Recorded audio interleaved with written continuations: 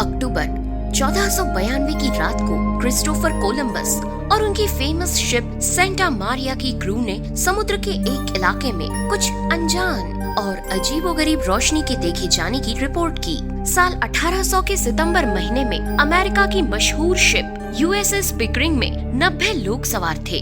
ग्वाडेलूप से डेलावेयर का सफर तय करते हुए ये जहाज बीच में ही कहीं खो गया और पता नहीं इसके साथ क्या हुआ कि आज तक न इसका कोई मलबा मिला और न ही इसके डूबने से संबंधित और कोई सबूत। इसके बाद 1814 में कैरिबियन एरिया के पास USS वास्प 140 यात्रियों सहित अचानक से बिना किसी सबूत के गायब हो गई। कहा जाता है कि एक तूफान की वजह से ये जहाज अपनी दिशा से भटक गया था, पर लोग इस स्तर पर यकीन नहीं करते। इसके अलावा 40 से ऊपर ऐसे कई ऑफिशियल और अनऑफिशियल मामले हैं रहस्य के, जो घटे हैं सिर्फ इस त्रिकोण के अंदर।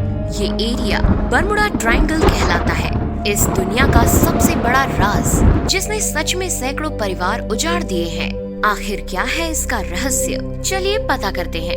इस समय मैप में 3 लोकेशन आप साफ साफ देख सकते हैं, मायामी, बरमुडा और पुएर्तो रिको। अगर इन तीनों जगहों को आप पॉइंट मानकर इनको कनेक्ट करके एक ट्रायंगल बनाएंगे, तब जो एरिया आपके सामने आएगा उसी को बरमुडा ट्रायंगल कहते हैं। जिन 3 किस्सों के बारे में हमने आपको वीडियो के सबसे शुरुआत में बताया था, वो तीनों के तीनों ही इसी के अंदर घटे थे और यहाँ पर आने वाले सबसे पहले मामले थे। पूरी दुनिया भर में ऐसे कई मामले आते रहते हैं जिसमें समुद्र में चीजें डूब जाती हैं, पर 1945 में कुछ ऐसा हुआ जिसने इस बरमुडा ट्रायंगल का नाम इतिहास में लिख दिया।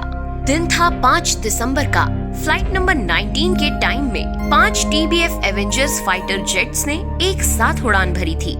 ये उनका डेली रूटीन था और उसी को फॉलो करके इस बार वो पहुंच गए थे बरमुडा ट्रायंगल के ऊपर। इस एरिया में दाखिल हुए इन्हें कुछ ही समय हुआ था कि इनके रेडियो फ्रीक्वेंसी सिग्नल अचानक से डगमगाने लगे। उनका कंपास अच्छे से काम नहीं कर रहा था और वो नेविगेशन नहीं कर पा रहे थे। ठीक 10 मिनट बाद ही उनका संपर्क मेन कंट्रोल रूम से टूट गया।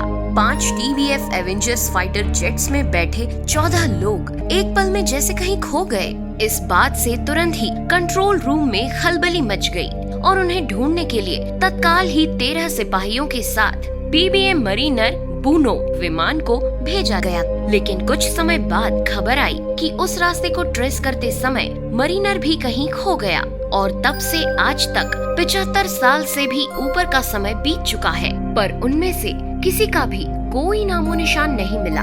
इसके बाद तो फिर पूरी दुनिया में बस बरमुडा ट्रायंगल का ही नाम जपा जाने लगा। ये वैज्ञानिकों को भी खुली चुनौती थी कि क्या वो इस सबसे चर्चित रहस्य को सुलझा पाएंगे। साल 1996 में साइंटिस्ट ने बरमुडा ट्रायंगल में हुए 50 किस्सों का डेटा लिया और उन्हें एनालाइज किया।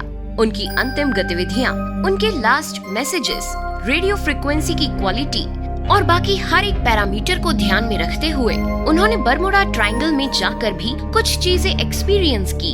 इन सब के बाद वो इस निष्कर्ष पर पहुँचे कि बरमुडा ट्रायंगल के सरफेस के नीचे सी वोल्केनोज यानी कि समुद्री ज्वालामुखी मौजूद हैं। ये समुद्री ज्वालामुखी जब भी एक्सप्लोड होते हैं या फिर जरा सी भी हरकत करते हैं तो उसकी वजह से पूरा समुद्र हिल जाता है और इसी वजह से यहाँ पर भारी मात्रा में सी लेवल में उठापटक चलती रहती है।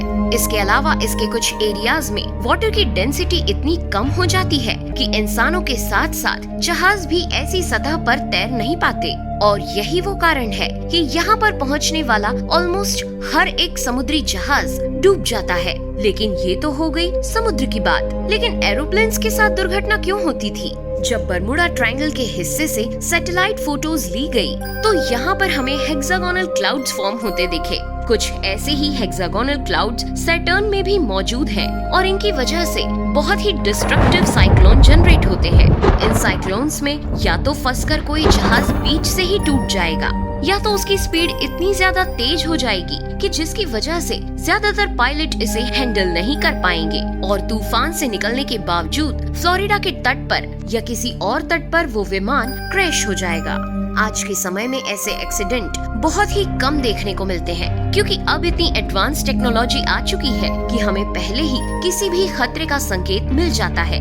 आज के वीडियो में बस इतना ही। ये जानकारी आपको कैसी लगी कमेंट करके जरूर बताइएगा। वीडियो पसंद आया हो तो लाइक करें, अपने दोस्तों के साथ शेयर करें और अगर आप चैनल पर नए हैं तो इसे सब्सक्राइब कर बेल आइकन दबाना बिल्कुल ना भूलें। मैं हूँ आपकी दोस्त नेहा आगरकर। फिर मिलेंगे अगले वीडियो में नए टॉपिक के साथ। तब तक के लिए नेहा आगरकर को दे आज्ञा। नमस्कार।